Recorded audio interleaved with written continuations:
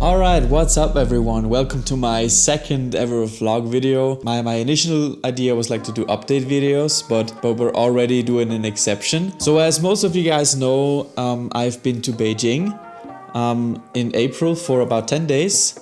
And I went there all by myself. It was the first time I was traveling alone. So I thought I'd share my experience with you guys. And I asked you if you wanted to hear about my experiences or my impressions first on my Instagram. By the way, at Dominique Music, follow me on Instagram. And you guys voted for experiences first. So I got a lot to talk about, so I don't want to waste too much time. By the way, I hope you enjoyed that little intro I did in the beginning. It was really fun to shoot, and I also did the music myself.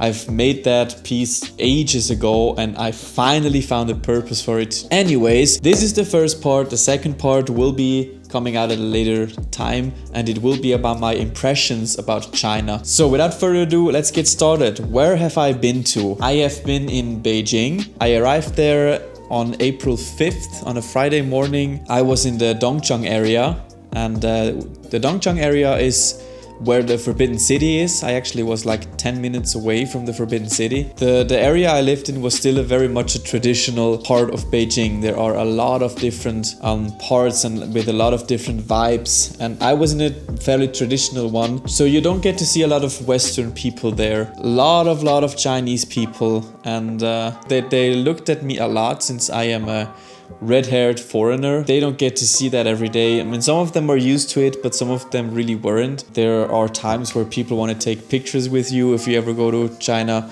It happened to me like 4 or 5 times during my 10 days or so. Like every second day people wanted to take a picture with me. So I arrived there at Friday and I was shocked by the smog. The pollution in China is horrible. But I'm gonna get into that more in my second video. Actually, the first day I arrived there, the pollution was extremely high and that didn't happen for the rest of my vacation. But the smog is definitely noticeable. You can see it and you can feel it in your lungs and on your skin. Anyways, I arrived there on Friday and I was very uncomfortable being in a foreign country where they don't necessarily like foreigners too much, but it was okay. I didn't feel unwelcomed, but I still was uncomfortable because I was there alone and I never traveled anywhere alone before. And I was very tired from the flight. So I slept for a few hours and then I just got out and walked around Beijing, and it was a holiday actually, so there were a lot of people on the street. So I was really thrown into a lot of people, like the full China experience from day one. It was a little bit of a culture shock for sure, because the traffic there is very confusing and chaotic compared to Switzerland. Going to Beijing made me realize Switzerland is very organized and very safe, and it's very boring compared to Beijing. Anyway, so on Friday I just walked around. I came back to the hotel and got a text from one of my friends. Actually, she's a follower on my Instagram, and I met her on Sunday, which was pretty cool. So shout out to Jonah. It was really nice meeting you. Anyways, when I came back, Jonah texted me that the pollution is extremely high that day, so I shouldn't really go out.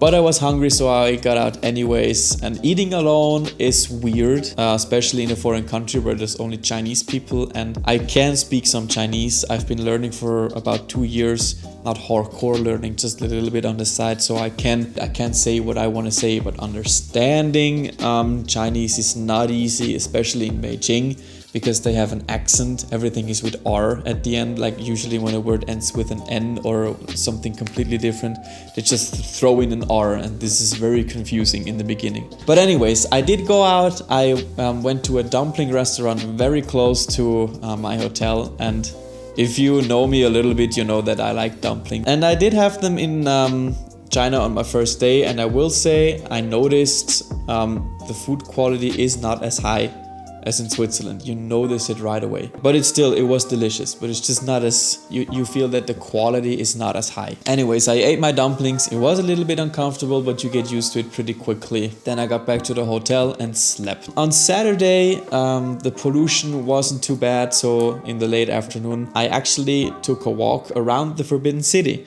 because the Forbidden City was right outside of my hotel.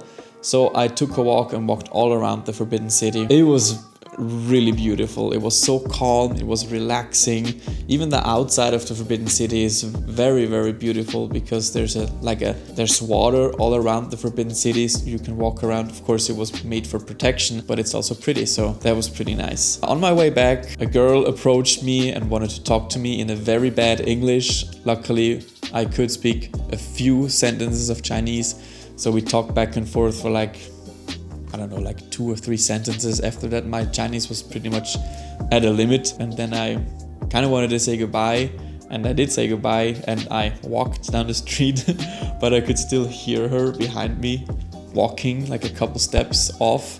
So I quickened my pace a little bit, you know, because it was uncomfortable. I didn't want her to follow me, but the road, or just the street, was very long, and she was still walking behind me. And actually, when I got a little more distance to her, she just sped up. She just ran until she caught up to me and walked right next to me again and looked at me and smiled. So I looked back at her and smiled a little bit again, and then she asked me another question. So I talked to her again for a little bit, and this was going on for like 15-20 minutes because the street was long and I had to go through the entire street.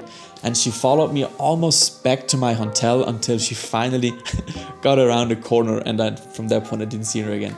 So that was kind of weird, and it was kind of funny looking back at it now. So on Sunday I met up with Jonah, the friend of mine I told you about before. She actually came to my hotel, picked me up there, and took me to downtown Beijing. And we got into a fancy restaurant, so I got to see like a little bit more of the rich side of Beijing. Anyways, for the rest of the day, I went to a mall right there in the building that we were, because it was huge and it was really comfortable. It was fancy as well. You could see like most of the stores there were very fancy and quite expensive. A lot of cool stores and a lot of food actually as well. And Starbucks is big in China. You can find a Starbucks anywhere. So on Wednesday, I booked a tour group for Wednesday to go see the Great Wall. And if you're traveling alone, I highly recommend booking a tour group or two. Most of those people speak English, and the tour guide also spoke English like she did, but it was rough understanding her, but I understood her just fine. So we did go to the Great Wall, and it was really impressive. If you think about like how it was built and how long it is, the Great Wall is 21,000 kilometers long. This is 3 times the length from Switzerland to Beijing. So you can go to Beijing, come back to Switzerland, and go to Beijing again, and then you kind of travel the distance of the Great Wall, which is crazy. And it was really beautiful on the Great Wall, but at the end of the day, it's a wall. It was impressive, but if you go to Beijing, definitely visit the Great Wall, but don't expect fireworks. And when I came down, those 2 dressed up Chinese men walked up to me with a big smile and like they had swords and those weird hats. They came up to me and like smiled and like, say, take a picture. So I said, okay, sure, fine, let's take a picture. And as soon they gave me a sword and they put a hat on my head, and as soon as they did that, I thought, they are gonna ask for money, don't they? And of course they were asking for money. They asked for a lot, but I know how to defend myself a little bit when it comes to high prices, so I negotiated down, and at the end I paid like $4 or $5, which was fine. On Friday, early in the morning, we went to the Summer Palace. The Summer Palace is one of the palace. Every palace has like its own meaning, like everything in China has meaning. And the Summer Palace was known for having a lot of water. So there was this huge sea, and a lot of like the architecture in general in Beijing, or in China, I guess, is extremely beautiful, the traditional architecture, and very well preserved. And usually it's all made out of wood. There was actually a Chinese guy coming up to me in the Summer Palace asking me to take a picture again. And he said to me that this is the first time that he's meeting a foreigner. Like I have seen people from all around the world. Meeting a Swiss person is normal, and meeting a person from India, America, China, wherever. Like we have all sorts of nationalities represented in Switzerland. It's really not that rare to see a a foreigner. For a Chinese guy, like this guy was like maybe 18 years old, 20 years old, and it was the first time that he met a foreigner. It was kind of crazy to me. So then we went to the Temple of Heaven, which was really nice. Like the temple was round and it was placed on a square plaza, which again has meaning like everything else in China. The square represents the earth and the roundness of the temple represents the heaven. Hence, Temple of Heaven. After the Temple of Heaven, we finally made our way to the Forbidden City. And the Forbidden City is huge. It's gigantic. And again, a lot of meaning in the Forbidden City. It's where the emperor lived. The emperor and his family and I guess his workers. It's called the Forbidden City because only he, his family and his workers were allowed to go into the Forbidden City back when there still was an emperor like 100 years ago. Or the last one, I guess. And the normal people were not allowed to go into the Forbidden City.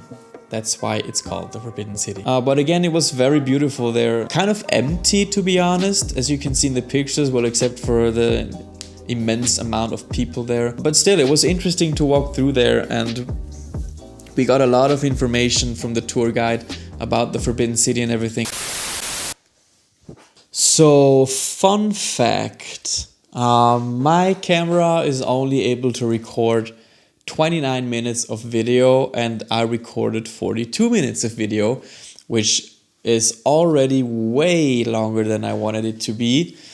So I have to record the last part again. And I guess I'm gonna just, condense it a little bit. We were after the Forbidden City. So on Saturday, I went to the CCTV building again to see it at night, and I have a picture of it, which is very beautiful. Sunday, I met up with a friend of mine from Zurich, a woman who interviewed me for her blog called Zurich Chinatown, because I did do a cover of a Chinese song. She featured it on her blog. Her blog is all about Zurich or China and Switzerland together, especially Zurich and Switzerland. And my cover was interesting for her, so she wrote an article about it, which was pretty cool.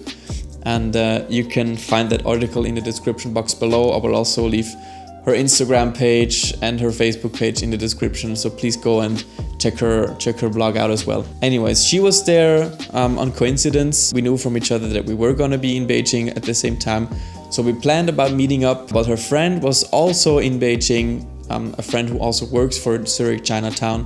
And that was also a pretty big coincidence. So the three of us met up and they took me to a lot of cool places because they were very experienced about Chinese and China. They took me to a cool park where there were a lot of live bands, like bars with live bands, which was really cool. But I have to say, like, the music was really good. But the band that I saw was probably the most incompetent band I ever seen in my life. The guitarist was tuning his guitar every third song, and the girl who I thought was gonna be the lead singer sang like 3 songs, and for the rest of the concert she was just standing on stage, moving back and forth and clapping after every song, so people knew that they had to applaud, which by the way none of them did, or very few of them did. Anyways, on Monday I joined the girls again for some food and some exploration, but I did go back to the hotel fairly early because my flight was gonna leave on Tuesday morning at 7 AM and I arrived in Switzerland on Tuesday morning at 11 AM, where basically my day began all over again.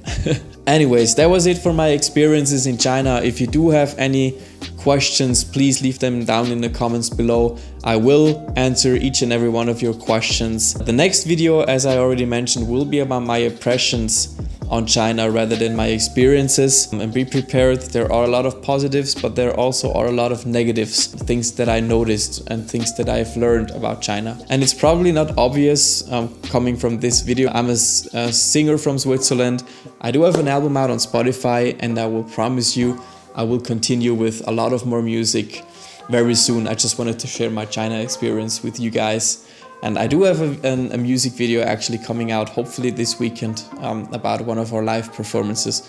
So watch out for that. Also, if you haven't yet, please, if you liked the video, leave a like and also subscribe to my channel because videos will be coming much more regularly. Also, follow me on Instagram. All the links are in the description box below, and I will talk to you guys in my next video. Bye.